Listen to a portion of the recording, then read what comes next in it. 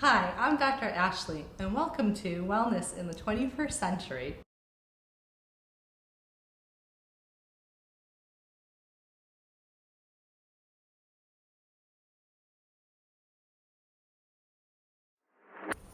Thanks for joining again. This is episode 3, Learning to Sit with Yourself.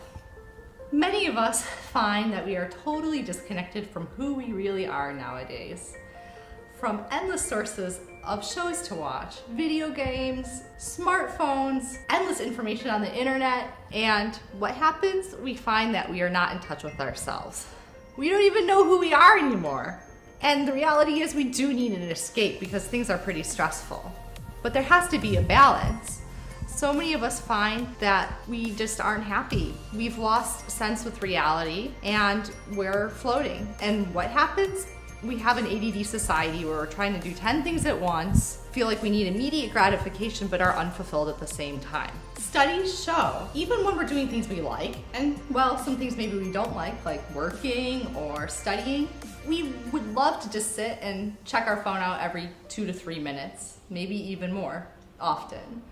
And the problem with this is we find that this immediate gratification feels great in the moment, but it leaves us feeling unfulfilled. We aren't really happy, and we don't know who we really are.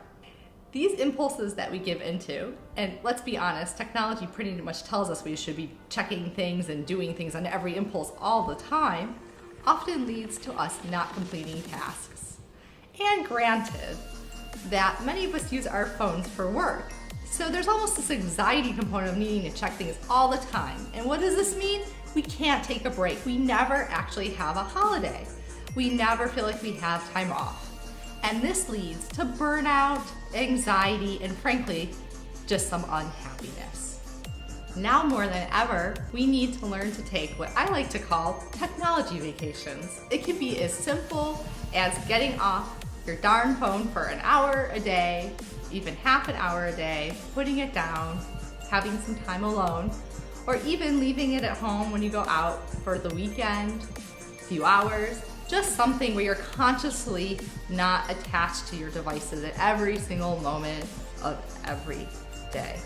And please get that phone out of your bedroom at night, out of your pocket, or at least put it in airplane mode so it's not signaling all the time. We need to just reduce EMF fields because we're frankly exposed to them all the time now. What I often witness is an inability to go inside. What do I mean by this? Getting out of our heads and into our bodies and feeling again. When we don't do this, we get stuck. And when we get stuck, we start to be hard on ourselves. In order to be gentler and allow ourselves to have the change that we hope to have for ourselves and to be with ourselves, we have to learn how to feel again. Feel? What do I mean by this? I mean feeling in our bodies, feeling who we are, feeling our real emotions, not looking out to the external world for this. One friend recently told me that she was stuck until she really felt the change she needed to move forward in her life. What was this for her? She sat, she cried, she felt the pain she'd been having for a long time, and then suddenly she had her realization. It sounds simple, but we're pretty much taught to be stuck in our heads all the time, so it's not that simple for everybody. So let's talk about a few helpful, easy action steps for this. Number 1, learning to sit with yourself. What I often witness is an inability to go inside. What do I mean by this? I mean being stuck in our heads and not really feeling what we're feeling. We go numb, and then our thoughts race. And if we want to see the change we really hope to in ourselves, we need to be gentler and have real expectations of who we are. A good friend of mine felt stuck and was unable to move forward in her work, her pain, many things, until she said she finally sat, had a good cry, and simply sat with herself. So let's just talk about a few action steps to take to accomplish a little bit every day or every week of learning to sit with ourselves. Number 1, and we already talked about this a little bit, technology holiday. It sounds simple, but most of us aren't really doing it.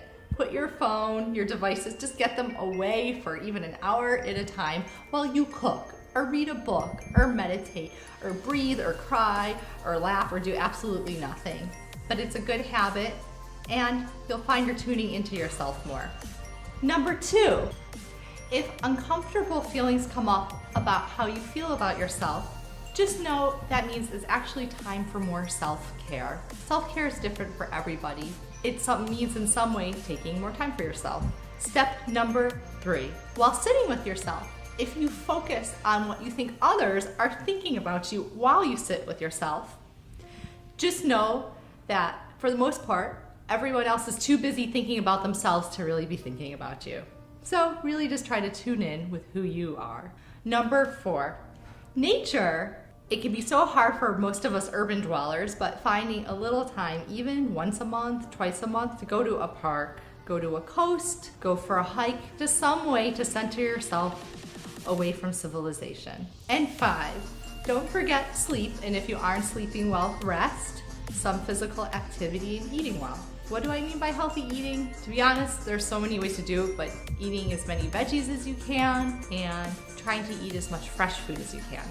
And 6, almost most importantly, when I say sit with yourself, don't forget that that doesn't mean just learning how to be with yourself. When you sit with yourself more, you'll find you're more connected with your community and friends and enjoying your interactions because you're able to be more present.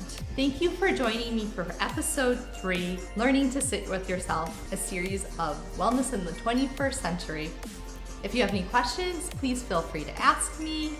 Thanks for joining, and hopefully I'll see you soon. Thank you.